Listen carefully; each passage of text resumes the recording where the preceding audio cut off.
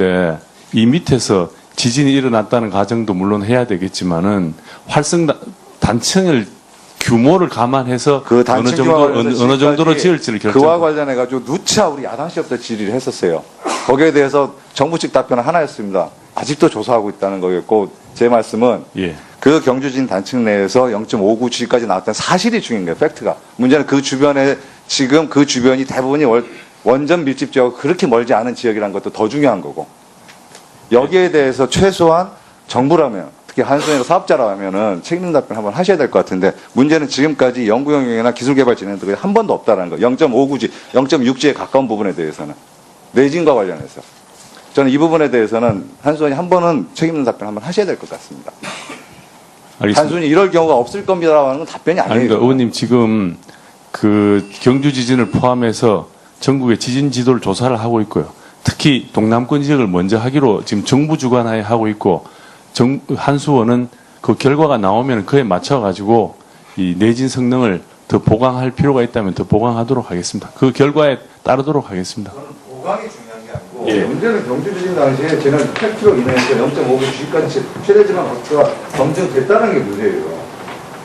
문제는 지진 규모가 다르다는 거예요. 우리가 체감하는 상황이 달라졌고, 우리나라가 이미 경주진 당시에 최대지방 각도는 0.5, 0.6G, 정확하게는 진도로부터 보통 표시한 7.5 이상을 사실은 내지사기 기준을 맞춰야 되는 상황이 벌어졌다는 거예요, 현재. 근데 함에도 불구하고 한손이나 사업자나 기술개발과 관련해서 이와 관련한 대책이 전무하다는 데 더 문제가 있다는 겁니다. 그래서 제가 여기에 대해서는 한손 쪽에서 책임 있는 답변 한번 하셔야지. 알겠습니다. 최소한 신고리 오류폭이 공론화 과정에서 안전도를 최우선시했다라는 국민들의 의견에 충실하게 저는 접근하는 과정을 생각해요.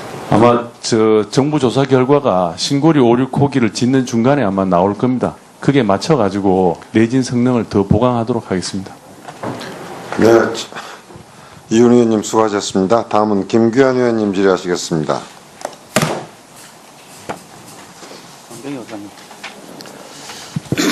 자유한국당 김규환 의원입니다.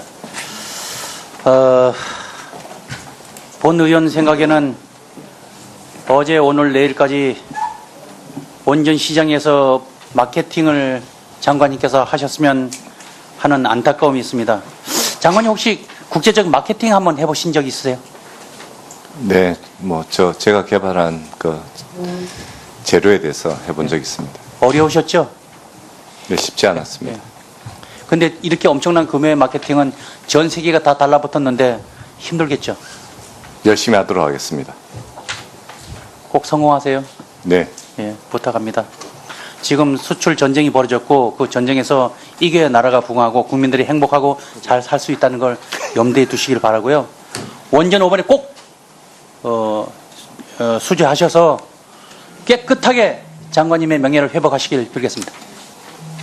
하실 수 있으시죠? 최대한 노력하도록 하겠습니다. 신정부 정책이 전력산업의 대원칙을 흔들어서는 절대 안 되죠. 흔들리지 마세요. 대원칙에 대해서. 장관님, 8기 노 석탄 화력 발전소가 6월 한 달 동안에 가동을 정지했습니다. 가동 정지의 근거가 뭐라고 생각하십니까?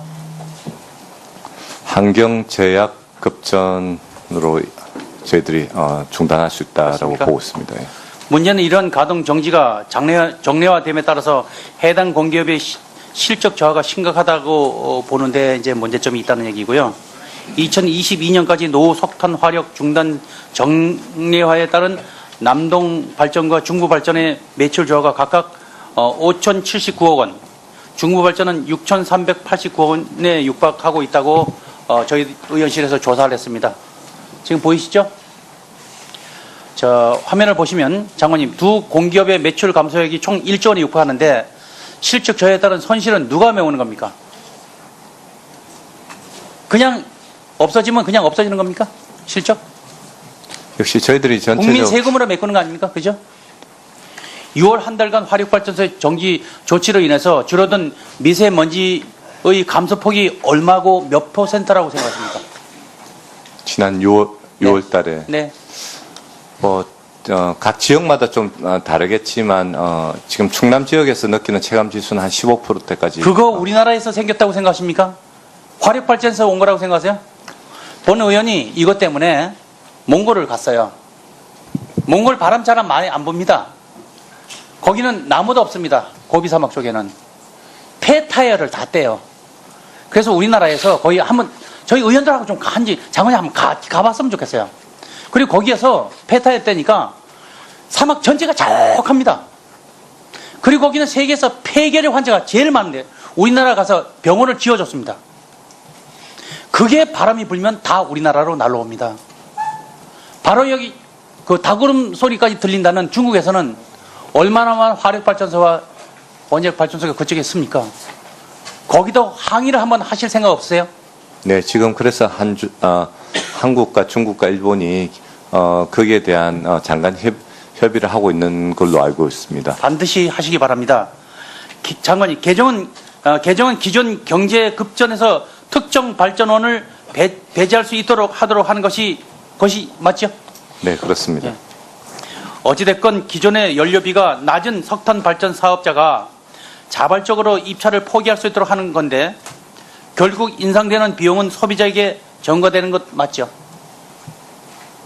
뭐 환경 비용까지 다 고려해서 저희들이 산출을 해야 될 것 같습니다. 소비자에게 전가되는 겁니다. 예. 또 한 가지 말씀드린다면 이 규칙 개정이 기존 전기 사업 내 경제 전환의 원칙을 흔들리고 있다는데 장관님 어떻게 생각하세요? 국민들은 지금 조금 더 깨끗하고 안전한 그런 에너지를 원하는 그런 지금 사항입니다. 그럼 우리나라의 발전 말고 그러면 우리나라 발전소 말고도 만약 몽골이나 중국 쪽에서 날라오는 그런 미세먼지나 그런 건 다 어떻게 하실 거예요? 그게 실질적으로 차지하는 게 얼마나 엄청난 거를 차지하고 있다는 것도 장관님 알고 계시죠? 저는 이거를 조사하기 위해서 몽골 갔다 깜짝 놀랐어요. 저기 다 갈 곳이 우리나라다. 그 미세먼지와 저 엄청난 매연, 폐타이어 때우는 저 매연들, 저거 다 어떻게 메꿀 것인가. 정부가 한번 바뀌면 면석이까지 다 바뀐다는 사실. 몽골 얘기하는 겁니다. 그 사람은 그러에 대한 대책도 세우지 않습니다. 큰일 났다는 생각 들었습니다. 보충질의에 대안까지 말씀드리겠습니다. 기사님. 네, 김규환 의원님 수고하셨습니다. 다음은 김기선 의원님 질의하시겠습니다. 예, 지난번에 우리 이인호 차관께서 답변을 했기 때문에 차관께 묻습니다. 정전시에 사용하게 되어 있는 비상용 발전기를 한전계통에 무단히 연결시켜 사용해도 되는 것입니까? 사실 뭐 위원님 말씀하신 대로 지금 병렬 운전을 할 경우에 시간이 없어요. 네. 이렇게 하면 안 되는 거죠. 예. 바로 대형 사고의 위험이 있기 때문에 한전과 관련 합의서를 체결하고 필요한 장치를 설치를 하고 그러면서 한전의 감독과 그리고 점검을 받도록 법에 이렇게 되어 있습니다. 이런 사실을 관계기관 전부 다 알고 있습니다.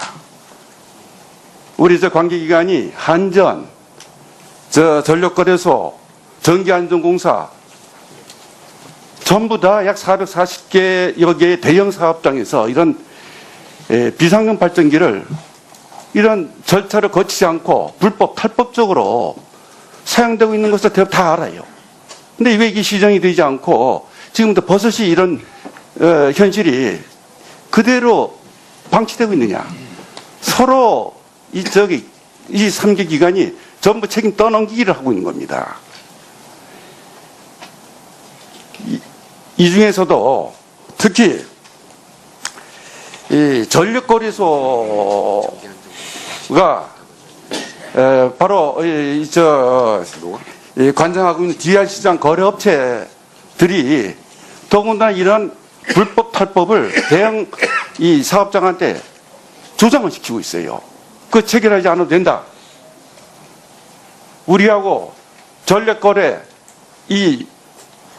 이거만 뻥튀기 해가지고 과장시켜가지고 그래가지고 DR 실적 올리기 급급해가지고 이거 하면은 감당하지 못하고 자기들이 해내지 못하는 것을 뻥튀기로 계약을 해가지고 킬로와트당 매달 43,000원에 보조금 받아가지고 서로 공사하는 관계가 형성되어 있기 때문에 이렇다고 하는 것을 다 알아요. 우리 한전은 바로 1호사 사업장 약 440여 개의 사업장에 대해서 이 실태에 너무나 파악된 것이 다 갖고 있어요. 다시 한번 전체 사업장에 대해서 이 불탈법을 일어나지 않도록 적극적으로 앞으로 조치를 하시겠습니까? 한전 사장님? 예, 그렇게 하겠습니다. 그리고 그 전반적인 단속과 아울러서 시장 운영 규칙 개정도 필요할 것 같습니다. 그럼 제가 여기에 계속 하도록 하겠습니다. 법으로서는 하지 못하게 되어 있는데 벌칙 규정이 없다고 이러는 겁니까? 그 제재 규정이 좀 약합니다, 현재. 그래서 네. 이거 네. 차제에 반드시 조치하시기 바랍니다. 알겠습니다. 전기안전공사 우리 사장님, 전기안전공사 마찬가지예요. 현장 점검을 하고 있기 때문에 이거 가장 잘 아는 것이 중에 하나가 또 전기안전공사예요. 이것이 불탈법적으로 이루어지고 있다고 하는 것을 알면서도 이걸 단속을 안 하고 있어요. 제대로 하시겠습니까? 네, 저희가 그 준공검사나 검사할 때 그 분야를 반드시 확인하도록 하겠습니다. 꼭 하시기 바랍니다. 네.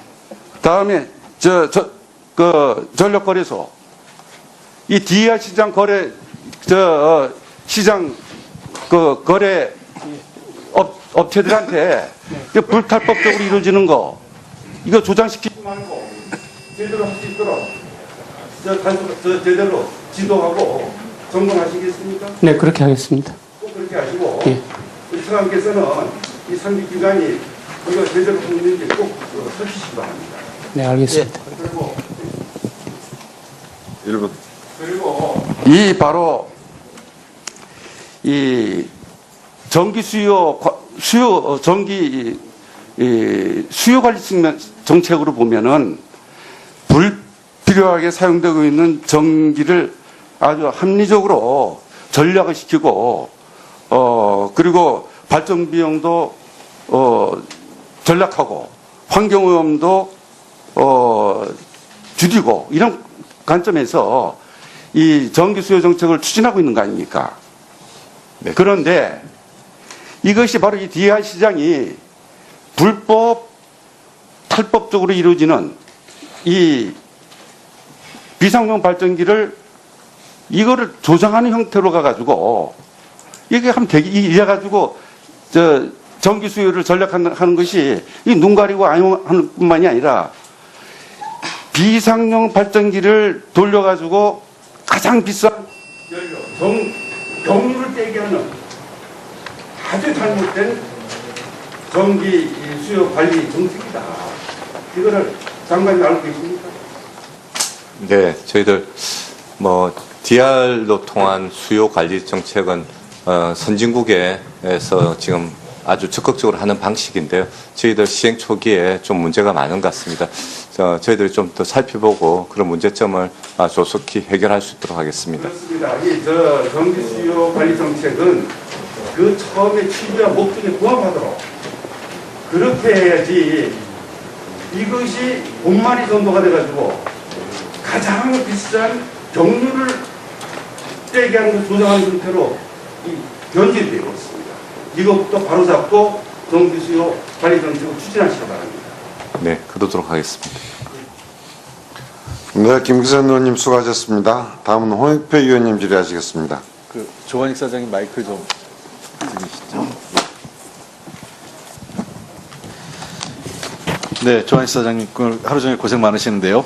몇 가지만 좀 확인하겠습니다. 좀 답변은 좀 짧게 시간 관계상 사실관계니까요. 지난 10월 23일 국감 당시 사장님께서 에너지 전환 정책으로 인해 중장기적으로 전기요금 인상 요인이 크다고 말씀하셨는데 이건 인상폭이 크다가 아니라 인상 요인이 크다. 즉, 혹은 또 전기요금에 영향을 주는 요인이 많다라는 취지가 아닙니까? 네, 맞습니다. 네. 다시 한번 이렇게 확인하면 22년까지 전원 구성 변화에 따른 영향은 크지 않고, 그러니까 즉, 이 원전의 그 감소보다는 이런 연료비 변동이라든지 또는 각종 세금, 보조금 관련 이런 것들, 그다음에 물가 상승률 등 이런 것들이 사실 이 전기요금에 훨씬 영향을 주는 거 아니겠습니까? 네, 맞습니다. 예. 그리고 또 다소 이런 변동 요인은 최대한 한전의 경영 효율을 통해서 흡수하는 것이 기본적 입장이죠. 예, 그렇습니다. 예. 전기요금에 영향을 주는 그러한 요인들에 대해서 특히 그 감안해서 그 24년 이후에 전원 구성 변화에 따른 요금 영향은 8차 전력수급 계획이 확정되면 보다 정확한 예측이 가능하겠죠. 네, 예, 일단 예. 수개이 나와야지 정확히 판단할 수 예, 있을 것 그렇게 같습니다. 좀 준비를 해주시면 좋겠습니다. 그리고 한 가지만 더 당부드리고 싶은 거는요. 제가 이번에 제주도 한전 발전 사업 저장 장치 있는 곳에 가봤습니다. 네, 네, 네. 그래서 신재생 발전 사업에 지금 한전이 해외에서 여러 사업을 하고 있지 않습니까? 그렇습니다. 네. 그래서 저는 그런 기술력과 한전의 기술력, 그다음에 한전이 가지고 있는 자본력 등을 신재생 사업에 좀 활용한 것이 매우 중요하다 이런 판단을 하고 있고요. 네. 관련해서 법을 좀 개정하고 또 이러한 그 정책의 전환과 관련돼서는 백운규 장관님 그런 문제에 대해서 장관님 좀 준비를 하시고 한전 측과 좀 긴밀하게 협의하고 저하고도 좀 협의해서 우리 그 3020 정책의 신재생 에너지 분야를 달성할 수 있도록 한전의 적극적인 역할을 좀 우리가 같이 강구해 나왔으면 좋겠습니다. 그렇게 좀 준비해 주시기 바랍니다. 네, 그렇도록 하겠습니다. 저 통상교섭본부장님께 오늘 하루 종일 계셨는데요. 제가 몇 가지만 그 당부드리는 말씀을 드릴 테니까요. 관련돼서 듣고 혹시 이견이 있으시거나 아니면 또 좀 첨언하실 내용 또는 사실관계가 좀 분명히 해주실 게 있으면 저한테 듣고 좀 말씀을 해주시면 좋겠습니다. 아시는 바와 같이 우리나라 대외 통상 환경이 매우 불확실해지고 좀 더 어려워지고 있는 건 다들 인지하고 있고요. 특히 한미 FTA 문제 개정 협상과 관련돼서 매우 우리 그 국민들이 불안해하고 있고 정치권에서 여야가 다 공히 우려하고 있는 것도 사실입니다. 그래서 이러한 문제와 관련돼서 제가 몇 가지만 말씀드리겠는데요. 첫째, 한미 FTA는 당당하게 늘 우리 교섭본부장이 직접 말씀하신 것처럼 당당하게 협상에 임해주시고 특히 이 FTA 문제와 동맹 문제는 분리해서 대응해야 된다 이렇게 생각을 합니다. 특히 저는 이게 우리나라에서만 자꾸 한미동맹 때문에 FTA를 뭐 꼭 유지해야 된다 이런 얘기는 우리나라에서만 있지 워싱턴에 가서 들은 적이 없어요. 그러니까 미국 사람들은 FTA는 FTA이고 동맹은 동맹이라는 게 확실히 분리되어 있는데 우리만 이걸 뒤섞어가지고 자꾸 논리를 만드는 것 같습니다. 그래서 당당하게 협상해 주실 거 하고 두 번째는 가급적 투명하게 하시고 국회하고 협의해 나가시기 바랍니다. 왜냐하면 외부적으로 일반에게 공개하기 어렵다면 국회 에너지통상 소위를 통해서라도 또는 우리 산업위를 통해서라도 보고를 하셔서 국회하고 좀 더 투명하게 해야 저는 여당은 물론이고 야당의 협조가 가능하다 이렇게 생각을 하고 있습니다. 꼭 그렇게 해주시기 바라고요. 그다음에 세 번째 당부드리신 거는 이익의 균형입니다. 이 협상에 있어서 이익의 균형은 두 가지 관점인데 하나는 한미 간의 이익의 균형이고요. 두 번째는 국내적으로 산업 간 계층 간 이익 균형이 필요합니다. 그것도 염두하고 협상에 임해주시고요. 마지막 네 번째는 한미 FTA 관련돼서 범정부 TF 구성을 조기에 구성해 주기를 당부드립니다. 이와 관련돼 가지고는 협상팀은 물론이고 각종 분야별 워킹그룹도 구성을 빨리 해서 한미 FTA에 대한 준비를 차질 없이 해야 될 것 같고요. 이렇게 해야만 저는 야당과 여러 정치권으로부터 범정부적 이 한미 FTA에 대한 협상 지원받을 수 있는 기반을 구성할 수 있다 생각합니다. 이 점을 좀 유념해 주시고 답변해 주시기 바랍니다. 네.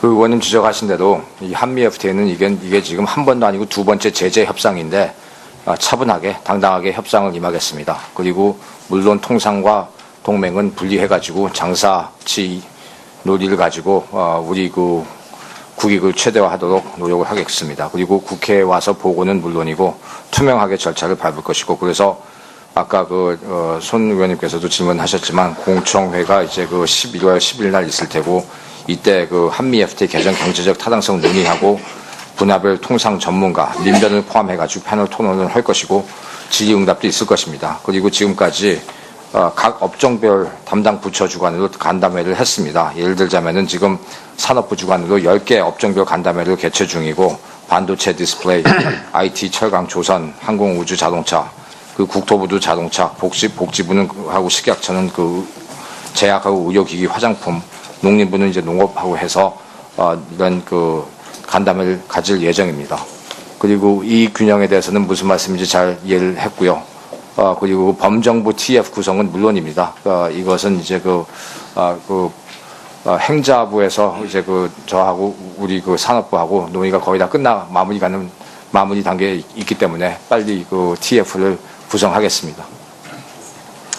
네, 홍익표 의원님 수고하셨습니다. 오늘 마지막 국감 그동안 의원님들이 대부분 이제 에너지 분야에 중점을 두어서 질의해 주셨는데 오늘 통상 문제, 다시 한미 FTA 재협상이 우리 발등에 떨어진 또 이렇게 현안 과제인데 거기에 대해서 질의를 해 주셔서 참 의미가 있다고 생각하고요. 마침 우리 당에 이제 이찬 의원님 안 계시기 때문에 제가 워낙 좀 산업 이야기가 안 나오니까 제가 백 장관에게 한 가지만 좀 묻겠는데요. 정부가 올해나 내년에 지금 3% 성장 전망을 하고 있고 또 이제 중소기업 중심의 경제 운영 방향으로 가겠다고 하는데 사실 혁신 성장을 위해서 중소기업들의 이 중심의 경제 운영을 하는 것이 저는 맞다고 생각하는데 이제 걱정이 되는 것이 이 4차 산업혁명이 진행이 될수록 사실은 장기 투자, 대규모 투자가 국가 내지는 그 기업에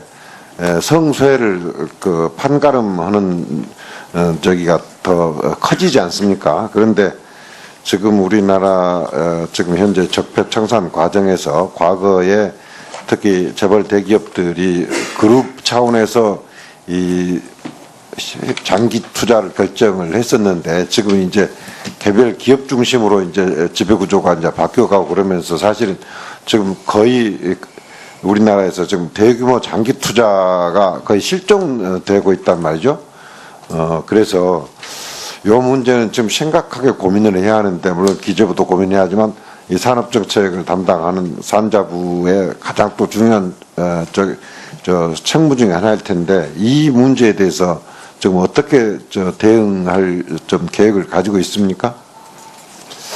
네, 저희 부는 지금 제가 7개 업종 간담회를 통해서 각각의 그 업종별 저희들 장단점 파악을 저희들 마쳤습니다. 그래서 각 업종별로 맞춤형으로 저희들 전략을 좀 마련하려고 하고 있고 또 대기업이 그 말씀하신 대규모의 투자, 장기 투자가 부재한다는 것은 저희들이 지금 많은 기업들이 전체적인 글로벌 시장의 변화를 좀 더 관망을 하고 있는 것 같습니다. 그래서 저희 정부도 전체적인 글로벌 시장 변화라든지 그리고 우리가 가지고 있는 기술을 극대화해서 그 시장에 접근 방식이라든지 선점하고 그다음에 기술을 리딩해 나가는 모든 여러 가지 방법을 저희들이 11월 달 중에 저희들이 마련해 가지고 제가 이 의원님들께 한번 보고를 할 수 있도록 그렇게 하겠습니다. 네, 하여간 그 부분에 대해서 참 걱정이 많습니다. 저는 그래서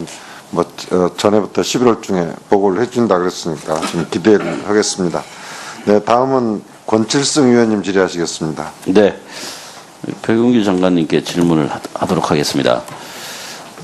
최근 10년간 그 전기 판매 단가 추이를 보니까요, 08년도부터 올해 8월 달까지 약 40% 정도 인상이 됐습니다. 그런데 2014년부터 2017년 8월 달까지는 0.5원 정도 내렸습니다, 오히려. 킬로와트 아워당요. 그래서 뭐 내렸다고 하기는 좀 그렇고, 뭐 정체 상태인 지금 전기요금 현황입니다. 제가 우리 상임위에서 전기요금과 관련해서 뭐 이런저런 그 문답들이 많았었는데 그 내용을 들으면서 이제 조금 오해할 수 있겠다 싶어서 말씀드리는데 향후에 전기료가 오르는 비율이나 추세에 대해서 이야기할 때 이게 40% 정도 인상이 여러 가지 외생 변수들이나 또 기타 사정들에 의해서 이제 올랐을 텐데 향후에도 우리 에너지 전환에 의해서 오르거나 내리거나 하는 부분들이 있을 것이고 기타 다른 변수에 의해서 오르거나 내리거나 하는 변수가 있을 것 같습니다. 그런 부분에 대해서는 좀 그 산업부에서 엄밀하게 좀 분석을 하고 구별을 해서 좀 말씀해 주시는 그런 게 좀 필요하지 않을까 하는 생각이 듭니다. 그렇게 좀 준비해 주시기 바랍니다. 네, 그러도록 하겠습니다. 네. 그다음에 우리 통상교수 본부장님께 질문드리겠습니다. 모든 가능성을 염두하고 협상을 하겠다라고 하는 그 기조를 말씀하셨는데 지금도 그 기조는 그대로입니까? 예, 그 모든 가능성이란 것은 좋은 결과가 나올 수도 있고, 그리고 만약에 그 우리가 도저히 그 수용할 수 없는 조건이면은 네. 그것은 끝날 수도 있는 겁니다. 네, 알겠습니다. 이제 뭐 조금 있으면 이제 미국의 트럼프 대통령도 방한을 하고 라이트하이저 대표하고 회의를 하는 것으로 그렇게 알고 있습니다. 네, 라이트하이저 만나가지고 네, 대충 어떤 내용으로 의제가 어떤 것들 정도가 있을 의제는 것인지 예상대로 의원님, 좀 설명 부탁합니다. 의제는 의원님 우리가 앞으로 이 협상을 어떤 방향으로 이 협상을 이끌고 나갈 것인지 상호 간의 그 이익을 어떻게 맞출 것인지 이런 그 이슈에 대해서 만나서 얘기를 할 예정입니다. 네, 권철성 의원님 수고하셨습니다. 다음은 김도우 위원님 질의하시겠습니다.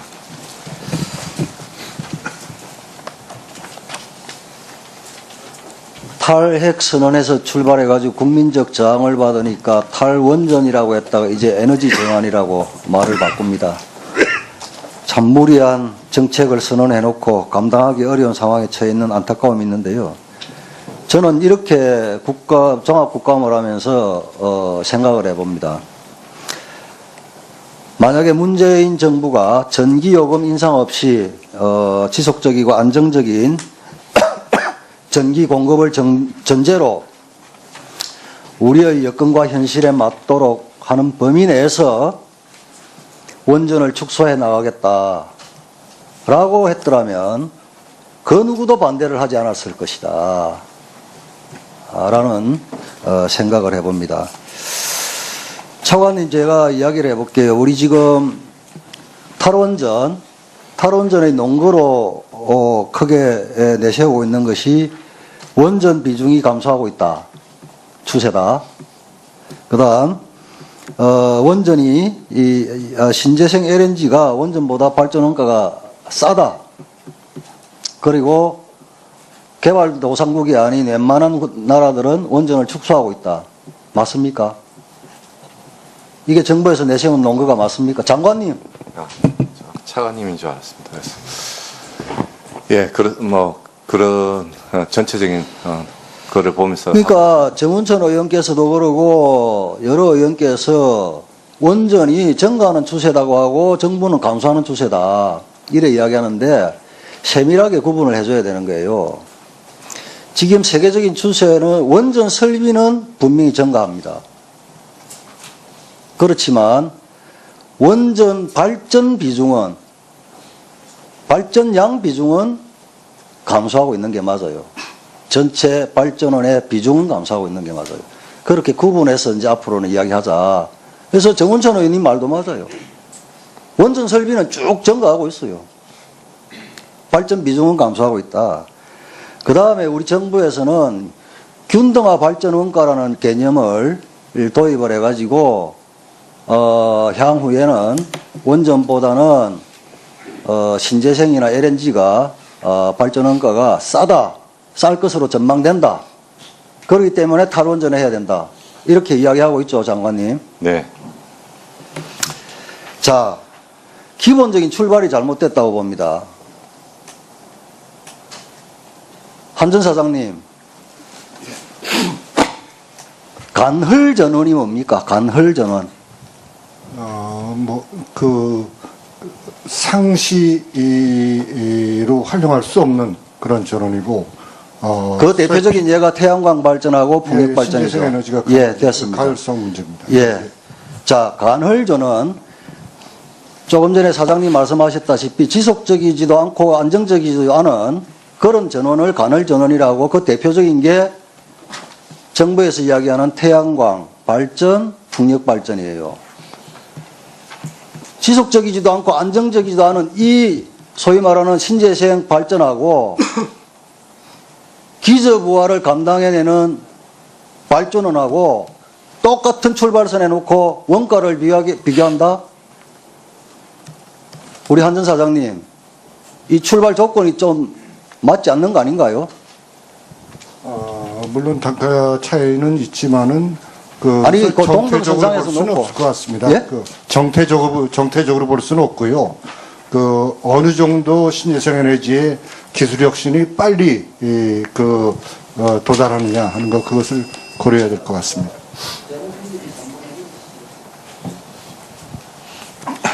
장관님 이야기 들었죠? 이 정태적으로 볼 수가 없는 거예요. 이게 발전 원가라는 거는 변수가 너무 많은 거예요. 국가별, 지역별, 또 시기별로 연료비는 어떻습니까? 구매 시기라든지 세계 정세라든지 또 감각상박비라든지 각국의 세법에 따라서 다 다를 수도 있고, 예? 신재생 에너지에 대해서 원가를 계산할 때 정부 보조금이 적용되느냐 안 되느냐, 지리적 여건이 어떠냐, 주민 수용성은 그러면 높으냐, 고려해야 될 변수들이 너무 많은 거예요. 그런 거 저런 거 싹 빼고 패널 비용 얼마, 풍력 터빈 비용 얼마 이렇게 갖고는 안 나온다는 거예요. 저 장관님, 우리나라 2001년부터 2017년 사이에 3메가와트 이상 그 풍력 발전소 좀 허가받은 게 몇 개입니까? 전체적으로 제가 그렇게 말씀하시고 말고 몇 개입니까? 모르면 모른다고 하시고. 저희들이 한 몇십 개 되는 걸로 알고 있습니다. 17년 동안 186개가 전기위원회로부터 허가를 받았는데요. 지금 가동되는 거 몇 개입니까? 그것까지는 지금 파악을 못하겠습니다. 신재생 에너지 하겠다면서요. 탈원전 하겠다면서요. 풍력 하겠다면서요. 그러니까 장관이 혼이 나는 거예요. 17년 동안 128개를 허가받아가지고 지금 28개밖에 가동이 안 됩니다. 왜 28개밖에 가동이 안 되느냐? 녹지 보존, 군사시설 보호, 백두대간 보호, 주민 수용성, 이런 것 때문에 산 정상의 풍력이 못 올라가요. 전부 다 중턱에 있는 거예요. 그리고 각 지자체마다 각종 개발 허가 과정에서 규제 이런 것 때문에 풍력이 안 되는 거예요. 우리나라에서는. 그런데 풍력을 하겠다고 지금 억지를 부리고 있다는 거예요. 그러면서 발전 원가를 동등한 선에서 비교를 하고 있고, 장관이 지금 현재의 상황에서 풍력이 어떤지 실상조차도 파악을 못하면서 향후에 어떻게 풍력을 하겠다는 거예요.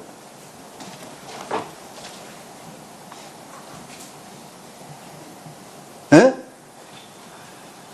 우리나라 여건이 어떻고 풍력이 어느 정도 현실화되어 있고 앞으로 어떻게 하면 전망이 있고 안 되는 원인도 모르고 그러니까 대책도 없는 거예요. 제가 답변을 드려도 되겠습니까?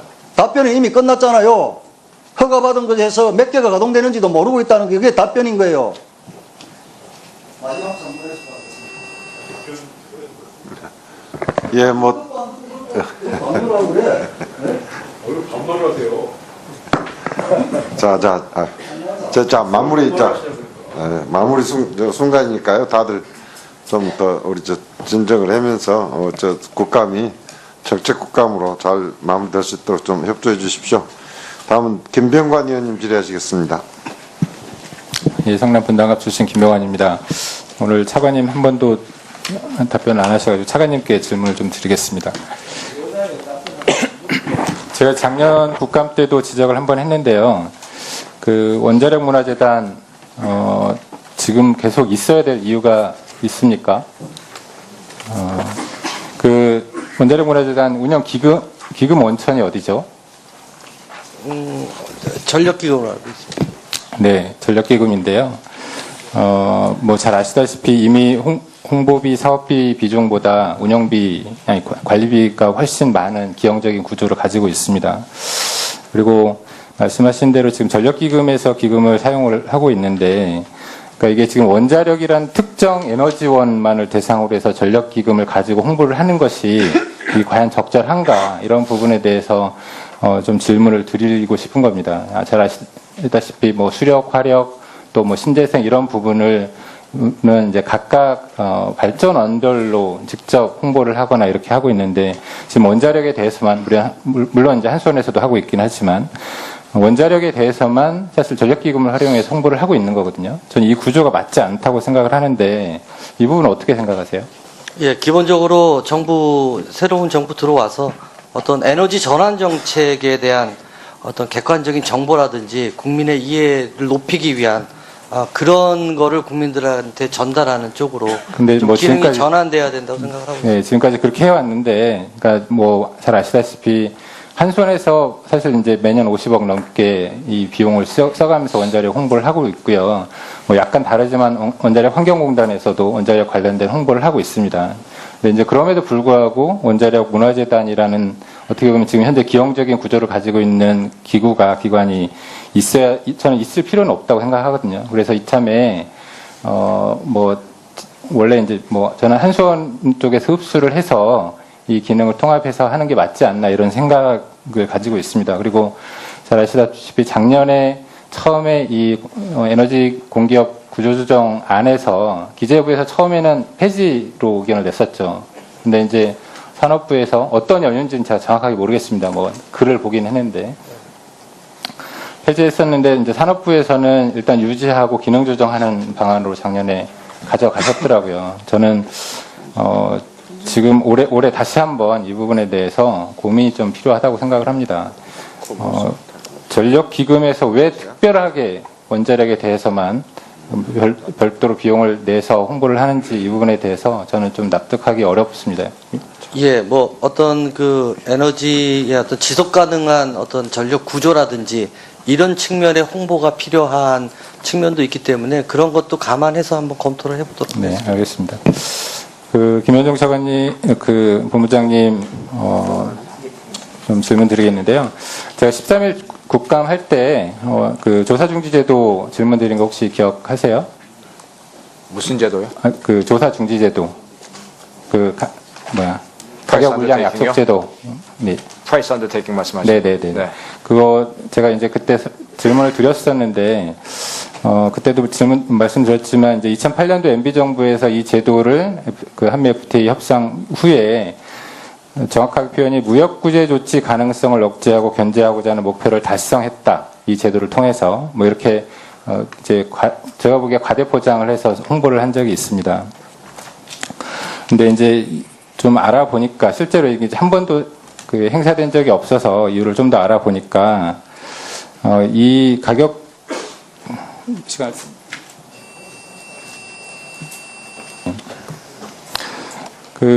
조사중지 제도를 활용을 하게 되면, 이제 예비 판정 이후에, 이제 사실 이제 최종심까지 갈 수가 없어서, 근데 이제 이 기업체 입장에서 보면 결국 이제 그러니까 최종 판정까지 가서 어쨌든 유리하게 이겨보기 위한 이런 목적들이 좀 있는 것 같더라고요. 그래서 실제로 이 제도를 활용하지 않고 또 한편에서 보면 실제로 미국에서 이 제도를 물론 이제 WTO나 이런 걸 통해서 제도를 활용할 수 있긴 하지만 실제로 미국에서 이 제도를 받아들이지 않고 있는 그런 상황인 걸로 제가 이제 보여지더라고요. 그래서 이거를 그때는 어쨌건 무역구제 조치를 이제 견제할 수 있는 좋은 수단으로 홍보를 하긴 했는데 이걸 좀 어떻게 해석해야 될지 모르겠습니다. 이게 과연 의미가 있는 건가요? 우리 기업들한테? 프라이스 언더테이킹이라는 것은 반덤핑 특히 아니면 상계관세 케이스에서 이게 제소자도 이걸 합의를 해야 됩니다. 그래서 이게 만약에 제소자 측에서 만약에 이것을 합의를 안 해주면 사실 사용하기 쉬운 제도가 아닙니다. 어쨌든 이게 무역구제 조치에 대한 견제 장치로서 저는 물론 하나의 옵션으로서는 의미가 있을 수 있겠지만 실제로 기업들한테 그러니까 실익이 없자면 사실 유명무실할 제도잖아요. 제가 드리고 싶은 말씀은 어쨌건 실제 기업들이 활용할 수 있는 무역 구제 조치를 좀 협상 카드를 좀 만들어 주셨으면 좋겠다 이런 말씀 드리고 싶습니다. 어떤 유형의 절차는 말씀드리기 좀 어렵긴 하지만 이번에 이제 혹시 있을 수 있는 한미 FTA 재협상 과정에서 이런 부분을 좀 개발해서 과거에 과대포장했던 이런 조사중지제도 이런 게 아니고 실질적으로 우리 기업들이 활용할 수 있는 카드를 좀 개발해 주시고 좀 부탁드리겠습니다. 이 부분이 사실 제일 많이 고민스럽고요. 그 고민을 계속 해가지고 우리 기업들이 어떻게 하면 더 유리한 입지를 차지할 수 있는지에 대해서 계속 한번 연구 좀 해보겠습니다. 네, 김병관 의원님 수고하셨습니다. 다음은 이철우 의원님 질의하시겠습니다. 예. 한미 FTA 협상 관련해서 농축산업계에서 굉장히 걱정을 많이 하고 있습니다. 왜냐하면 농축산업계가 지난 8월 1일 날 하고 이번 달 26일 성명을 발표했는 걸 알고 계시죠? 네. 본부장님. 농산물의 경우는 FTA 발효 전 5년 평균 대비 2016년 수출은 한 3만 6천만 불 증가했는데 수입은 한 13만 3천만 불 증가했어요. 그래 한 10억 불 한 우리가 손해봤죠. 축사는 좀 더 심하고. 그래서 이분들은 개정 협상이 되면은 세이프 가드 발동으로 종전 한 27만 톤 되는 걸 20만 톤 좀 낮춰달라. 이렇게 하는데 미국에서는 오히려 미국 이익이 보고 있는 농업 분야까지 확대 안 하겠느냐 걱정을 많이 하고 있습니다, 지금. 이 부분에 대해서도 철저히 대비를 하고 계시겠지, 물론. 네. 농업 분야에 계시는 분들이 이런 걱정 좀 안 하시도록 개정 협상한다니까 저보고 이런 이야기를 많이 합니다. 좀 잘 대처해 주십시오. 예, 미측에다가 예. 우리가 이 한미 FTA를 제재 협상을 하는데 미측에다가 그 소규모 타격 가능한 패키지로 해서 이 협상을 해야지만 된다라고 이제 그 메시지를 전달을 했고요. 그 정확한 의미는 그 농산물이 빠져야 된다는 뜻입니다.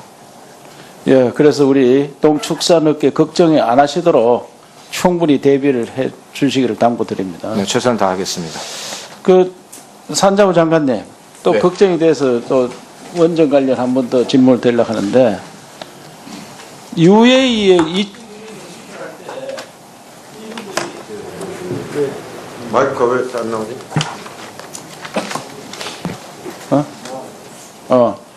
이분들이 우리한테 요청한 게 한국에 지어진 신고리 3, 4호기와 똑같은 걸 지어달라. 이렇게 요청을 했다. 너 나라 지가 안전한 걸 보고 우리가 하겠다. 이런 이야기입니다. 그러면 신고리 3, 4호기보다 더 발전된 게 5, 6호기고 그보다 더 발전된 게 천지 1, 2호기인데 그 우리나라 안 짓고 수출을 한다 하니까 아까도 이야기했지만 신약을 개발해가 저는 먹지도 안 하고 남 보고 사 먹으라 하면 사 먹겠느냐. 그래서 제가 제안하면은 이런 좋은 기술을 개발해 놨으니까 아주 폐기하지 말고 한 기씩이라도 좀 지으면 어떻겠느냐. 한 기씩이라도. 새로운 기술 APR 1400, APR 플러스 1400은 지금 5, 6개 지으니까 건설하니까 그건 그대로 하면 되겠고 APR 플러스 이거를 세계적인 최고 기술인데 이거 그냥 사장하는 거 아깝잖아요. 또 수출한다 하는데 이 지금 원전을 걱정을 하는 게 이 사람들이 지금 UAE에서 우리나라 비판을 이런 거예요. 우리나라 원전 건설 관계자가 이런 이야기 했어요. 한국은 탈원전을 한다면서 다른 나라에 원전 수출하는 게 말이 되느냐. 한국이 내부적으로 탈원전을 추진하면 관련 업체의 시속성을 보장할 수 없는데 10년 후쯤 사후 서비스는 누가 해주나? 이런 걱정을 하는 거예요. 사후 서비스는 누가 해주나? 이거. 너 나라는 다 안 하는데. 그러고 우리나라에서 협력업체들이 다 없어지고 기술자가 없어지잖아요. 그래서 한 기씩만 지었는 게 어떻게 했는지 제가 간곡히 좀 도저히 안 되면 하나씩 한 기씩 좀 지어달라. 기술 개발해놨으니까 어떻게 생각합니까? 원전 수출을 지금 하고 있는 나라에서도 미국이라든지 프랑스, 일본 같은 경우에서도 탈원전을 하면서도 충분히 수출을 하는 그런 비즈니스 모델을 가지고 있습니다. 그래서 그 모델을 따라서 저희들이 수출할 수 있는 방안을 강구하도록 하겠습니다. 지난번에도 그 이야기 했습니다. 요즘에 나는 입에 들어가다가 시간이 없어서 안 읽어드렸는데 똑같은 이야기를 하시는데 다음 오실 때는 좀 새로운 진보된 답변을 좀 들고 나오죠. 아니, 아까 지난번랑 같은 답변이 아니라 조금 전에 정운천 의원님이 질의했을 때는 똑같은 내용이었는데 그때는 검토하시겠다고 그랬어요. 그러니까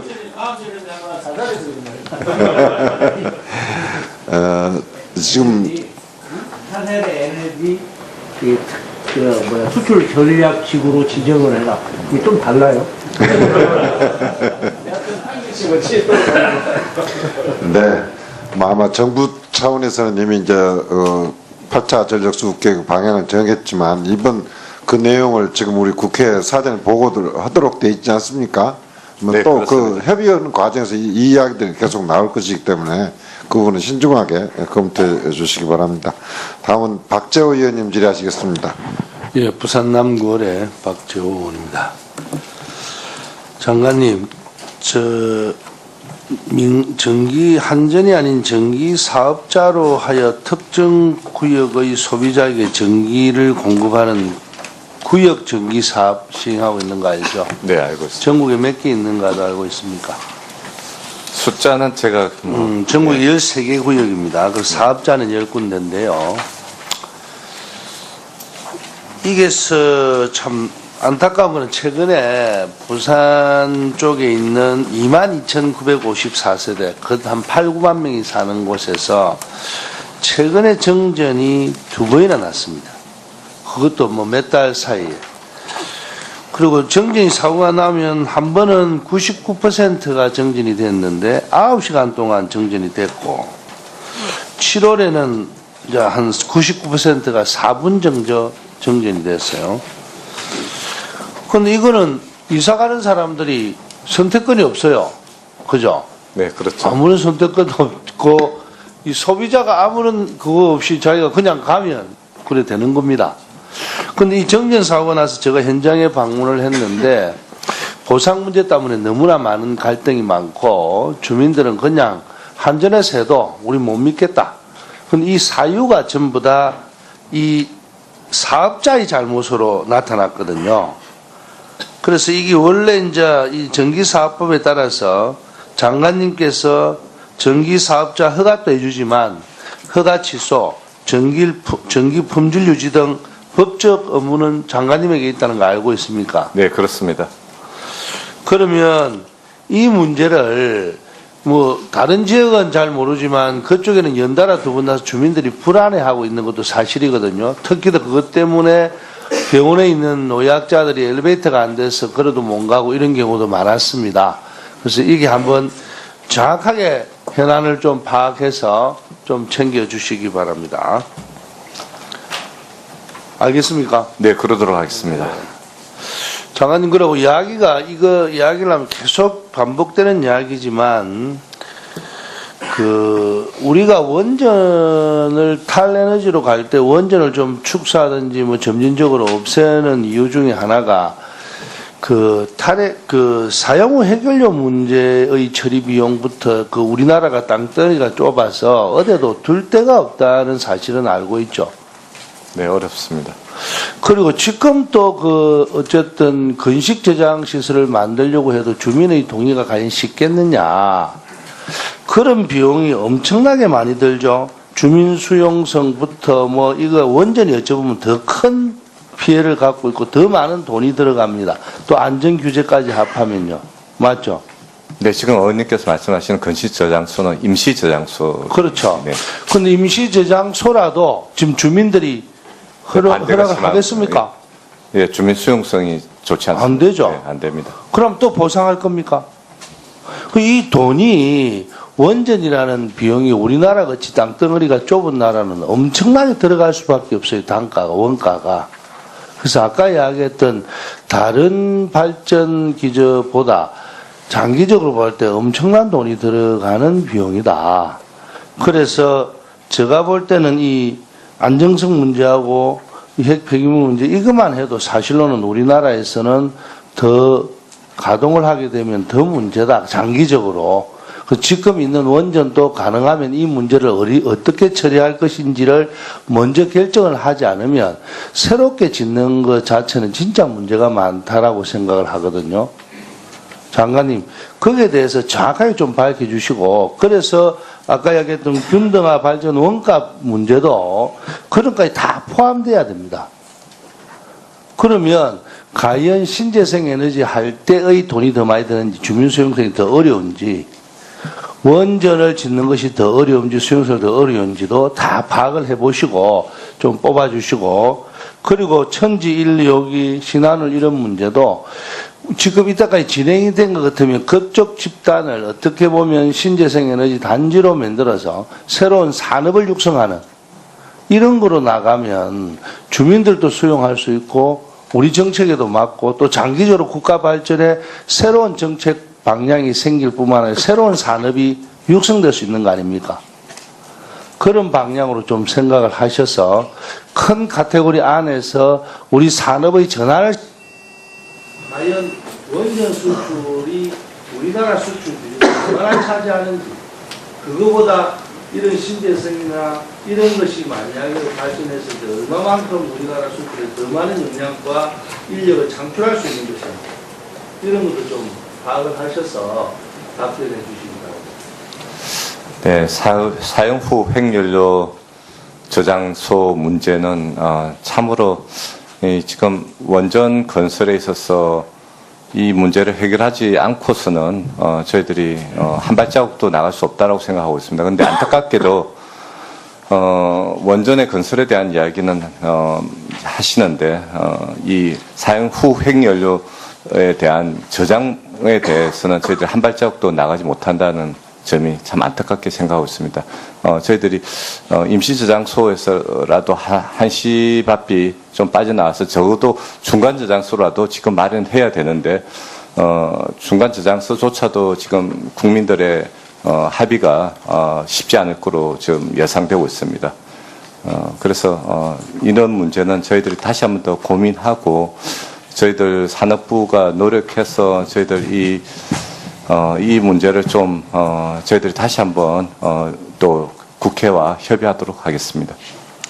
네, 박재 의원님 수고하셨습니다. 다음은 박정 의원님 질의하시겠습니다. 네, 경기 파주를 출신 박정 의원입니다. 장관님 늦은 시간까지 고생 많으십니다. 저는 이제 조선과 해양 분야에 대해서 좀 질의를 드릴 텐데요. 대우조선해양에 현재까지 투입된 공적 자금이 얼마나 되나요? 7조 1억 원. 예.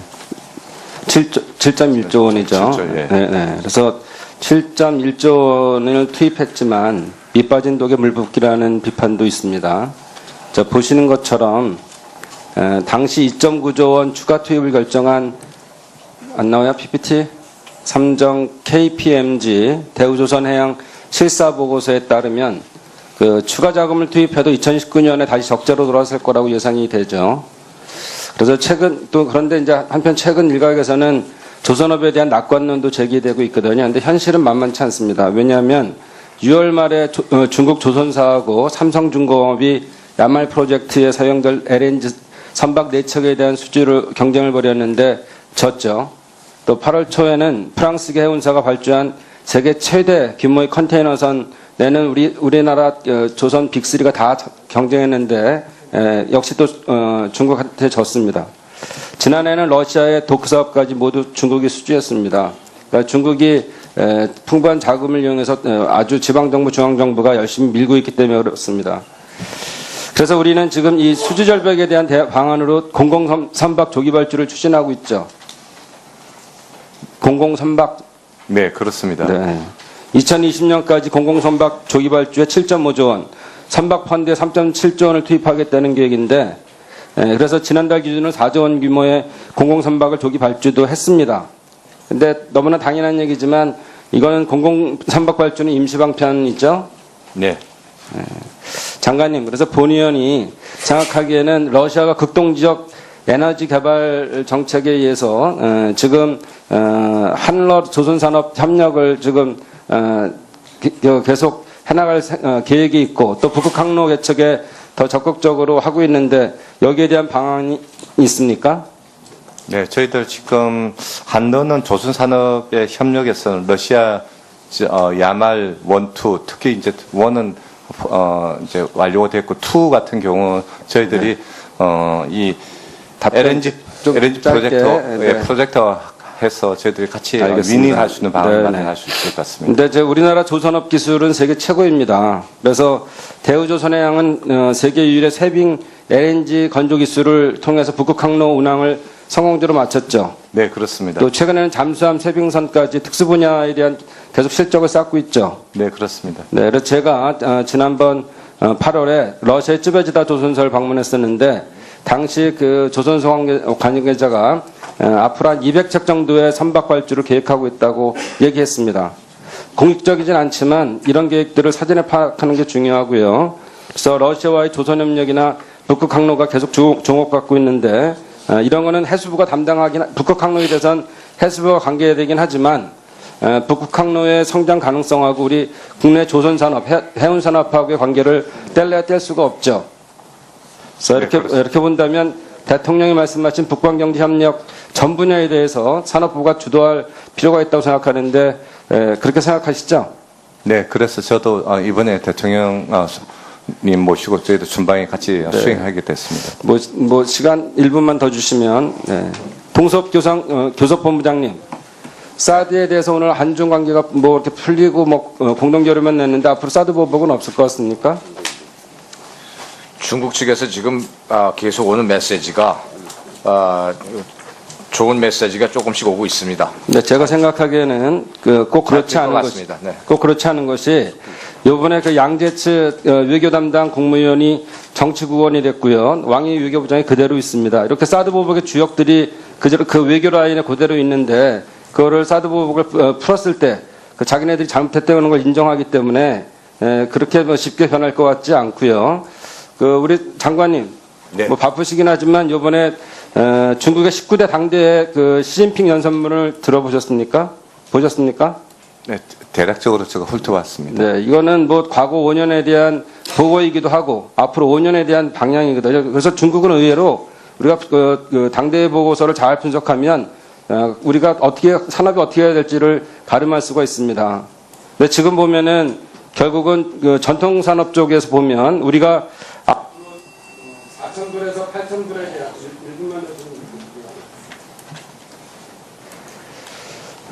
1인당 4,000불에서 8,000불에 관계된 산업들이 지금 우리 굉장히 많이 있어요. 중국에 들어가서. 그 산업들이 지금 퇴출당하고 있는 겁니다.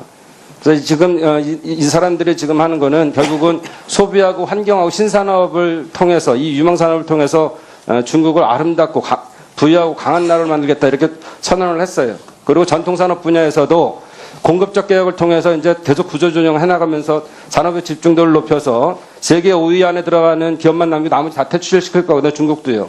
그렇기 때문에 우리가 앞으로 8,000불에서 12,000불에 관계된 산업들을 이제 진출시키고 키워야 됩니다. 다시 한번 말씀드리는데 하여간 중국에서 1대1로에 대한 관심이 크고 의료에 대한 관심이 큽니다. 이런 분야에 대한 것들을 우리가 당대 보고서를 전부 다 우리 계신 분들이 읽어보시고 분석을 통해서 앞으로 우리 산업이 중국에 대해서 러시아에 대해서 어떻게 해가야 될지에 대한 연구를 좀 부탁하고 네, 신중히 검토하도록 하겠습니다. 네, 박정희 의원님 좋은 제안 하셨습니다. 다음은 송기현 의원님 질의하시겠습니다. 네, 장관님. 네. 아까 잠깐 말씀 못하신 것 같은데 신재생 에너지 확대에 지장을 주고 있는 지역의 각종 규제나 수용성 문제에 대해서 산업부에서는 어떻게 생각하시죠? 저희들이 말씀해 주시죠. 예, 저희들이 지금 신재생 같은 경우는 주민 수용성이 최우선적으로 돼야 되고 그리고 많은 이익금들이 지역 주민들에게 가야 되고 그리고 외부 사업자들이 와서 사업을 하면서 생기는 그런 지역 주민 간의 갈등이 우선적으로 해결되어야 되기 때문에 이게 지자체 중심으로 이렇게 또 이 사업이 가야 된다라고 생각하고 있습니다. 그래서 산업부는 지자체하고 협의를 통해서 앞으로 많은 이런 조인식 같은 것도 저희들 계획하고 있습니다. 각종 규제 관련된 것은 어떻게 생각하십니까? 조인식은 저희들 규제에 관한 문제들은 이 지역 주민들이 수용성이 높아진다. 그러니까 이게 이 모든 이익이 개발자에 주민들한테 간다 그러면은 그런 규제들도 좀 더 쉽게 해결될 수 있을 거라고 규제를 좀 해결하고 규제를 또 각 지역에 있는 규제도 이제 종합적으로 정부에서 해결할 수 있도록 해야 될 것 같고요. 그다음에 이제 신재생 에너지가 일정한 발전을 하지 못하는 그런 단점이 있는데 여기에 대해서 나름대로 어떻게 전망하고 계시죠? 자, 아까 지금 김도읍 의원님께서 말씀을 하셨는데 그 간헐적 발전에 대한 것들은 저희도 요즘에 에너지 스토리지 시스템을 사용해가지고 그런 지금 간헐적인 문제는 지금 거의 잡아가고 있는 문제입니다. 점차 기술이 발전하면서 해결될 수 있는 문제다 이런 말씀이시죠?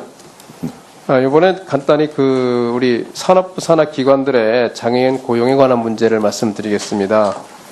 지금 산업부 산하기관 41개 공공기관 중에서 장애인 의무구형비를 지키지 않는 기관이 16개고요. 또 필수적으로 해야 되는 35개 기관 중에서 10개가 지금 지키지 않고 있어서 장애인 고용 부담금을 그때까지 한 5년간 지출한 부담한 걸 보니까 900만 원 정도 됩니다. 강원랜드가 13억이 넘고요. 서기공사, 한전의료재단, 선일병원 이게 한 4억, 3억 개 되고요. 산업기술원이 2억 9천만 원, KDN이 2억 5천만 원 정도 됩니다. 그 장애인이 함께 사는 나라가 참 우리가 사람답게 사는 나라가 아닌가 싶은 생각이 들고요. 약자가 그죠? 또 우리 공공기관인 만큼 그런 면에서는 더욱더 앞장서 해야 되지 않겠느냐 이런 생각이 듭니다. 어떻습니까, 장관님? 네, 의원님 말씀에 전적으로 공감하고요. 저희들이 장애인과 사회적 약자와 더불어 사는 그런 사회가 되어야 된다고 생각하고 있습니다. 앞으로 공공기관의 경영성과 반영 비율에 장애인 고용도 꼭 높여서 이거 개선될 수 있도록 해주시기를 요청을 드리겠습니다. 네. 잠깐 또 하나는 가스에 관련된 건데요. 원료비 미수금이라는 게 있잖아요. 네, 그렇습니다. 예전에 가스 요금이 이제 비쌀 때 가스 요금 자체는 가스 비쌀 때 요금 자체 낮춰가지고 차익이 생겨서 있는 그것을 나중에 이제 미수금 정산 단가를 반영해서 가스 요금을 상승해가지고 그걸로 보존을 해왔잖아요. 근데 그 과정에서 우리가 대규모로 많이 사용한 데는 다 빠져버리고 결국은 나중에 보니까 일반 도시가스 소비자들이 다 정산 단가가 반영된 도시가스 요금을 내면서 그것을 이제 정산해 준 거예요. 네, 결국 많이 쓴 사람들은 하나도 자기가 부담하지 않고 일반 소비자들이 부담한 결과가 돼서 그것이 이명박 정부 때 5.5조까지 됐다가 이제 다 청산이 돼서 한 2,900억 정도 남았어요. 그동안 대규모로 쓴 사람들은 다 빠져나가고 일반 소비자들이 이 많은 돈을 다 부담을 했는데 이제 올해 말 정도는 다 청산이 될 것 같죠? 이 금액이.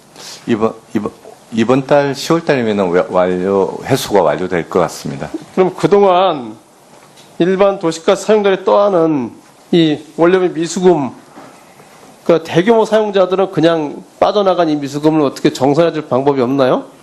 그래서 다음 달부터는 저희들이 이 전체적인 요금 인하 요인이 발생할 것으로서 요금 인하가 지금 아니 그동안 저희 많이 썼다가 다른 걸로 연료를 전환하면서 이거 전혀 부담하지 않은데 이걸 좀 같이 분담시킬 방법은 없습니까? 한번 연구를 해보세요, 장관님. 예, 소급 적용은 좀 어려운 문제가 있는데 한번 저희들 검토를 하도록 하겠습니다. 어쨌든 부당하잖아요, 그죠? 그건. 네. 나머지는 다시 또 추가 좀 하겠습니다. 네, 송기현 의원님 수고하셨습니다. 다음 어기구 의원 질의하시겠습니다. 네, 늦은 시간까지 고생 많습니다. 우리 장관님. 네. 담당 부처 주관으로 간담회를 했습니다. 예를 들자면은 지금 산업부 주관으로 10개 업종별 간담회를 개최 중이고 반도체 디스플레이, IT, 철강, 조선, 항공우주 자동차, 국토부도 자동차, 복지부는 하고 식약처는 제약하고 의료기기, 화장품, 농림부는 이제 농업하고 해서 이런 간담회를 가질 예정입니다. 그리고 이 균형에 대해서는 무슨 말씀인지 잘 이해를 했고요. 그리고 범정부 TF 구성은 물론입니다. 이것은 이제 행자부에서 이제 저하고 우리 산업부하고 논의가 거의 다 마무리 단계에 있기 때문에 빨리 TF를 구성하겠습니다. 네, 홍익표 의원님 수고하셨습니다. 오늘 마지막 국감 그동안 의원님들이 대부분 이제 에너지 분야에 중점을 두어서 질의해 주셨는데 오늘 통상 문제, 사실 한미 FTA 재협상이 우리 발등에 떨어진 또 이렇게 현안 과제인데 거기에 대해서 질의를 해 주셔서 참 의미가 있다고 생각하고요. 마침 우리 당에 이제 이찬 의원님 안 계시기 때문에 제가 워낙 좀 산업 이야기가 안 나오니까 제가 백 장관에게 한 가지만 좀 묻겠는데요. 정부가 올해나 내년에 지금 3% 성장 전망을 하고 있고 또 이제 중소기업 중심의 경제 운영 방향으로 가겠다고 하는데 사실 혁신 성장을 위해서 중소기업들의 이 중심의 경제 운영을 하는 것이 저는 맞다고 생각하는데 걱정이 되는 것이 이 4차 산업혁명이 진행이 될수록 사실은 장기 투자, 대규모 투자가 국가 내지는 성쇠를 판가름하는 더 커지지 않습니까? 그런데 지금 우리나라 지금 현재 적폐 청산 과정에서 과거에 특히 재벌 대기업들이 그룹 차원에서 이 장기 투자를 결정을 했었는데 지금 이제 개별 기업 중심으로 이제 지배 구조가 이제 바뀌어가고 그러면서 사실은 지금 거의 우리나라에서 지금 대규모 장기 투자가 거의 실종되고 있단 말이죠. 그래서 이 문제는 좀 심각하게 고민을 해야 하는데 물론 기재부도 고민해야 하지만 이 산업정책을 담당하는 산자부의 가장 또 중요한 책무 중에 하나일 텐데 이 문제에 대해서 지금 어떻게 대응할 좀 계획을 가지고 있습니까? 네, 저희 부는 지금 제가 7개 업종 간담회를 통해서 각각의 그 업종별 저희들 장단점 파악을 저희들 마쳤습니다. 그래서 각 업종별로 맞춤형으로 저희들 전략을 좀 마련하려고 하고 있고 또 대기업이 그 말씀하신 대규모의 투자, 장기 투자가 부재한다는 것은 저희들이 지금 많은 기업들이 전체적인 글로벌 시장의 변화를 좀 더 관망을 하고 있는 것 같습니다. 그래서 저희 정부도 전체적인 글로벌 시장 변화라든지 그리고 우리가 가지고 있는 기술을 극대화해서 그 시장의 접근 방식이라든지 선점하고 그다음에 기술을 리딩해 나가는 모든 여러 가지 방법을 저희들이 11월 달 중에 저희들이 마련해 가지고 제가 이 의원님들께 한번 보고를 할 수 있도록 그렇게 하겠습니다. 네, 하여간 그 부분에 대해서 참 걱정이 많습니다. 저는 그래서 전에부터 11월 중에 보고를 해준다 그랬으니까 좀 기대를 하겠습니다. 네, 다음은 권칠승 의원님 질의하시겠습니다. 네, 백운규 장관님께 질문을 하도록 하겠습니다. 최근 10년간 그 전기 판매 단가 추이를 보니까요, 08년도부터 올해 8월 달까지 약 40% 정도 인상이 됐습니다. 그런데 2014년부터 2017년 8월 달까지는 0.5원 정도 내렸습니다. 오히려 킬로와트 아워당요. 그래서 뭐 내렸다고 하기는 좀 그렇고 뭐 정체 상태인 지금 전기요금 현황입니다. 제가 우리 상임위에서 전기요금과 관련해서 뭐 이런저런 그 문답들이 많았었는데 그 내용을 들으면서 이제 조금 오해할 수 있겠다 싶어서 말씀드리는데 향후에 전기료가 오르는 비율이나 추세에 대해서 이야기할 때 이게 40% 정도 인상이 여러 가지 외생 변수들이나 또 기타 사정들에 의해서 이제 올랐을 텐데 향후에도 우리 에너지 전환에 의해서 전력거래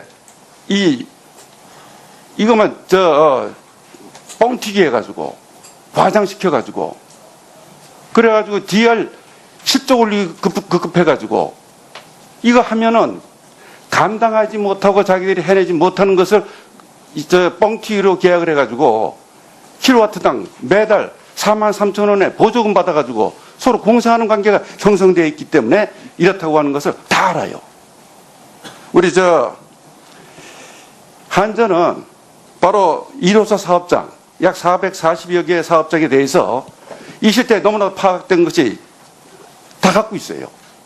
다시 한번 전체 사업장에 대해서 이 불탈법을 일어나지 않도록 적극적으로 앞으로 조치를 하시겠습니까, 한전 사장님? 예, 그렇게 하겠습니다. 그리고 그 전반적인 단속과 아울러서 시장 운영 규칙 개정도 필요할 것 같습니다. 그럼 제가 개선하도록 하겠습니다. 법으로서는 하지 못하게 되었는데 벌칙 규정이 없다고 이러는 겁니까? 그 제재 규정이 좀 약합니다, 현재. 그래서 이거 사제에 반드시 조치하시기 바랍니다. 알겠습니다. 전기안전공사 우리 사장님, 전기안전공사 마찬가지예요. 현장 점검을 하고 있기 때문에 이거 가장 잘 아는 것이 중에 하나가 또 전기안전공사예요. 이것이 불탈법적으로 이루어지고 있다고 하는 것을 알면서도 이걸 단속을 안 하고 있어요. 제대로 하시겠습니까? 네, 저희가 그 준공검사나 검사할 때 그 분야를 반드시 확인하도록 하겠습니다. 아니, 꼭 하시기 바랍니다. 네. 다음에 전력거래소 이 DER 시장 거래 시장 거래 업체들한테 불탈법적으로 이루어지는 거 이거 조장시키지 말고 제대로 할 수 있도록 제대로 지도하고 점검하시겠습니까? 네, 그렇게 하겠습니다. 꼭 그렇게 하시고 예. 우리 차관께서는 이 상기 기관이 이거 제대로 했는지 꼭 살피시기 바랍니다. 네, 알겠습니다. 그리고 1분. 그리고 이 바로 이 전기 전기 수요 관리 측면 정책으로 보면은 불필요하게 사용되고 있는 전기를 아주 합리적으로 전략을 시키고 그리고 발전 비용도 전략하고 환경 오염도 줄이고 이런 관점에서 이 전기 수요 정책을 추진하고 있는 거 아닙니까? 네. 그런데 이것이 바로 이 DI 시장이 불법, 탈법적으로 이루어지는 이 비상용 발전기를 이거를 조장하는 형태로 가가지고 이게 하면 되게 이래가지고 전기 수요를 전략하는 것이 이 눈 가리고 하는 뿐만이 아니라 비상용 발전기를 돌려가지고 가장 비싼 연료, 경유를 떼게 하는 아주 잘못된 전기 수요 관리 정책이다. 이거를 장관님 알고 계십니까? 네, 저희들 DR로 통한 수요 관리 정책은 선진국에서 지금 아주 적극적으로 하는 방식인데요. 저희들 시행 초기에 좀 문제가 많은 것 같습니다. 저희들이 좀 더 살펴보고 그런 문제점을 조속히 해결할 수 있도록 하겠습니다. 그렇습니다. 이 전기 수요 관리 정책은 그 처음에 취지와 목적에 부합하도록 그렇게 해야지 이것이 돈만이 전도가 돼가지고 가장 비싼 경유를 떼게 하는 걸 조장하는 형태로 변질되고 있습니다. 이것부터 바로잡고 전기 수요 관리 정책을 추진하시기 바랍니다. 네, 그러도록 하겠습니다. 네, 김기선 의원님 수고하셨습니다. 다음은 홍익표 의원님 질의하시겠습니다. 조원익 사장님 마이크 좀 드리시죠. 네, 조한희 사장님 하루 종일 고생 많으시는데요. 몇 가지만 좀 확인하겠습니다. 좀 답변은 좀 짧게 시간 관계상 사실관계니까요. 지난 10월 23일 국감 당시 사장님께서 에너지 전환 정책으로 인해 중장기적으로 전기요금 인상 요인이 크다고 말씀하셨는데 이건 인상폭이 크다가 아니라 인상 요인이 크다. 즉, 혹은 또 전기요금에 영향을 주는 요인이 많다라는 취지가 아닙니까? 네, 맞습니다. 네. 다시 한번 이렇게 확인하면 22년까지 전원 구성 변화에 따른 영향은 크지 않고, 그러니까 즉, 이 원전의 감소보다는 이런 연료비 변동이라든지 또는 각종 세금, 보조금 관련 이런 것들, 그 다음에 물가 상승률 등 이런 것들이 사실 이 전기요금에 훨씬 영향을 주는 거 아니겠습니까? 네, 맞습니다. 예. 그리고 또 다소 이런 변동 요인은 최대한 한전의 경영 효율을 통해서 흡수하는 것이 기본적 입장이죠. 예, 그렇습니다. 예. 전기요금에 영향을 주는 그러한 요인들에 대해서 특히 감안해서 24년 이후에 전원 구성 변화에 따른 요금 영향은 8차 전력수급 계획이 확정되면 보다 정확한 예측이 가능하겠죠. 네, 예, 일단 예. 수개이 나와야지 정확히 판단할 수 있을 것 같습니다. 그렇게 좀 준비를 해주시면 좋겠습니다. 그리고 한 가지만 더 당부드리고 싶은 거는요. 제가 이번에 제주도 한전 발전 사업 저장 장치 있는 곳에 가봤습니다. 네, 네, 네. 그래서 신재생 발전 사업에 지금 한전이 해외에서 여러 사업을 하고 있지 않습니까? 그렇습니다. 네. 저는 그런 기술력과 한전의 기술력, 그다음에 한전이 가지고 있는 자본력 등을 신재생 사업에 좀 활용한 것이 매우 중요하다 이런 판단을 하고 있고요. 관련해서 법을 좀 개정하고 또 이러한 정책의 전환과 관련돼서는 백운규 장관님 그런 문제에 대해서 장관님도 준비를 하시고 한전 측과 좀 긴밀하게 협의하고 저하고도 좀 협의해서 우리 3020 정책에 신재생 에너지 분야를 달성할 수 있도록 한전의 적극적인 역할을 좀 우리가 같이 강구해 나왔으면 좋겠습니다. 그렇게 좀 준비해 주시기 바랍니다. 네, 그렇도록 하겠습니다. 저 통상교섭본부장 오늘 하루 종일 계셨는데요. 제가 몇 가지만 당부드리는 말씀을 드릴 테니까요. 관련돼서 듣고 혹시 이견이 있으시거나 아니면 또 좀 첨언하실 내용 또는 사실관계가 좀 분명히 해주실 게 있으면 저한테 듣고 좀 말씀을 해주시면 좋겠습니다.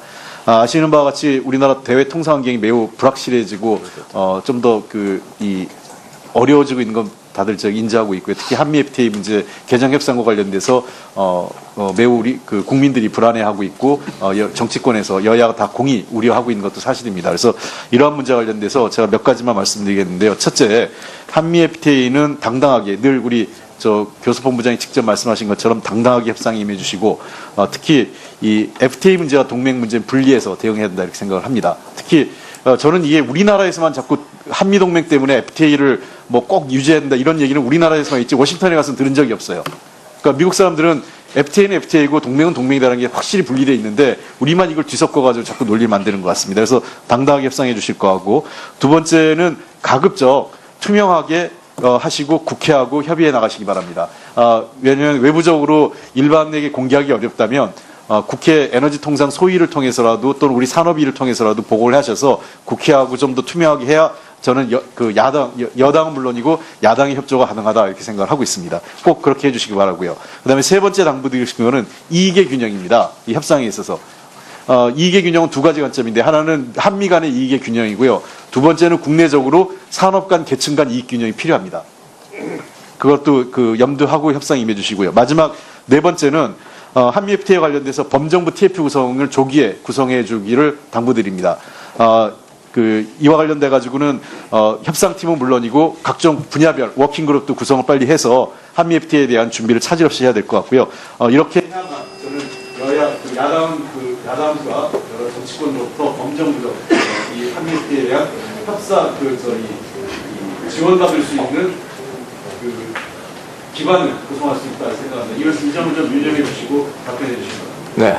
그 의원님 지적하신 대로 이 한미 FTA는 이게 지금 한 번도 아니고 두 번째 제재 협상인데 차분하게 당당하게 협상을 임하겠습니다. 그리고 물론 통상과 동맹은 분리해가지고 장사치 논의를 가지고 우리 국익을 최대화하도록 노력을 하겠습니다. 그리고 국회에 와서 보고는 물론이고 투명하게 절차를 밟을 것이고 그래서 아까 손 의원님께서도 질문하셨지만 공청회가 이제 11월 10일 날 있을 테고 이때 한미 FTA 개정 경제적 타당성 논의하고 분야별 통상 전문가, 민변을 포함해가지고 패널 토론을 할 것이고 질의응답도 있을 것입니다. 그리고 지금까지 각 업종별 다르겠지만 지금 충남 지역에서 느끼는 체감 지수는 한 15%대까지. 그거 우리나라에서 생겼다고 생각하십니까? 화력발전소 온 거라고 생각하세요?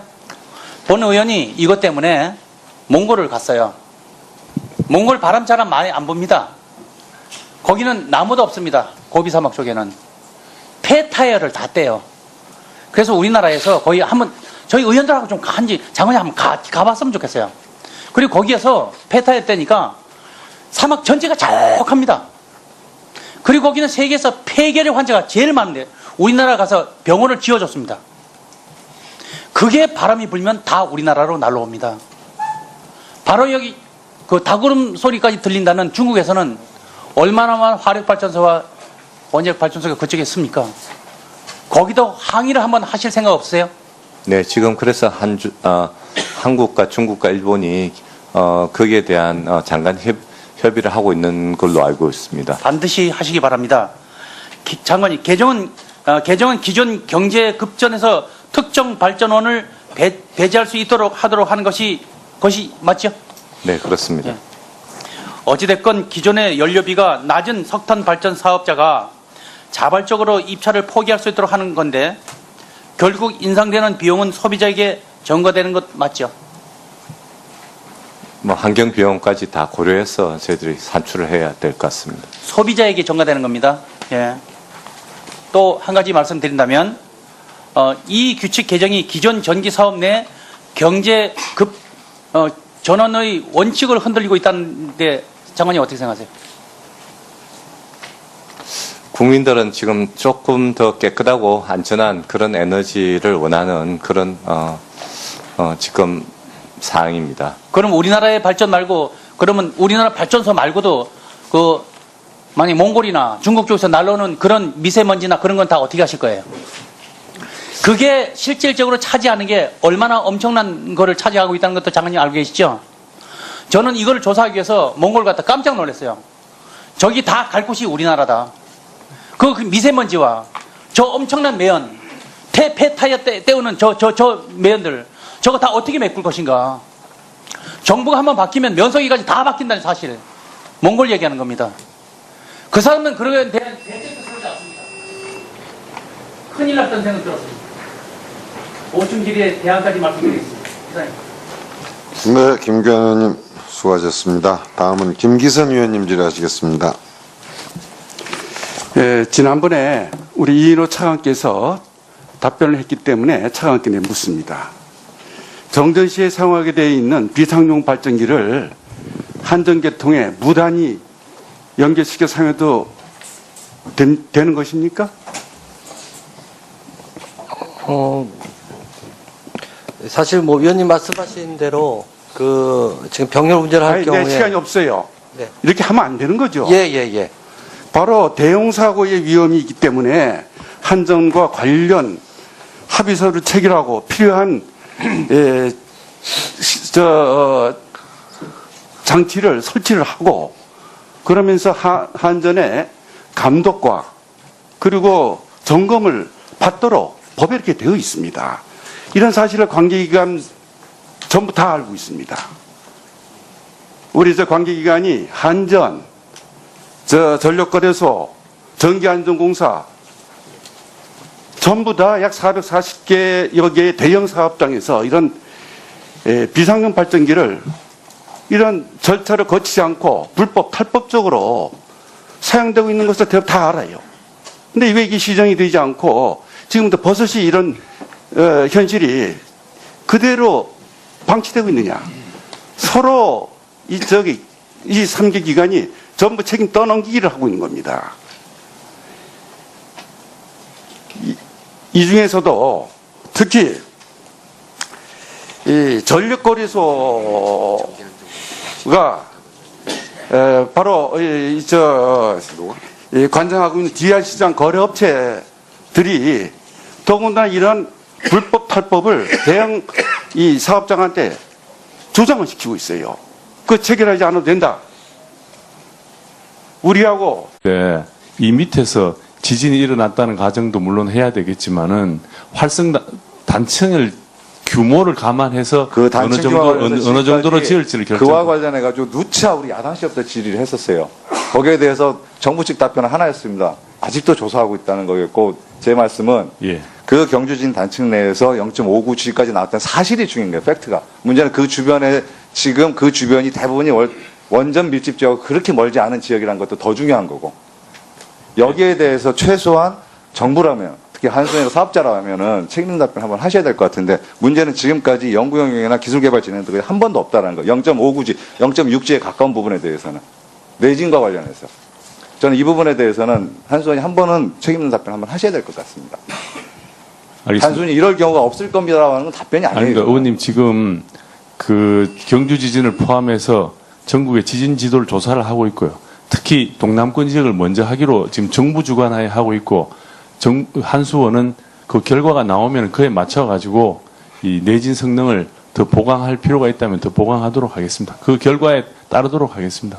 보강이 중요한 게 아니고 문제는 경주 지진 당시에 저는 팩트로 인해서 0.59G까지 최대지만 각도가 검증됐다는 게 문제예요.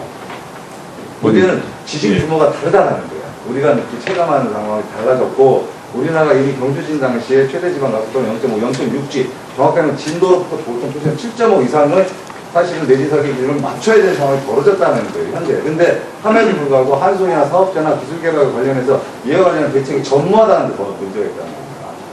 그래서 제가 여기에 대해서는 한손 쪽에서 책임 있는 답변 한번 하셔야지.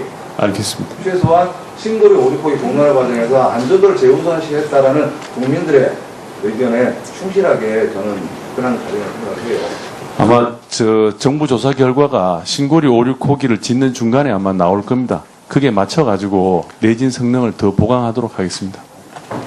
네, 이훈 의원님 수고하셨습니다. 다음은 김규환 의원님 질의하시겠습니다.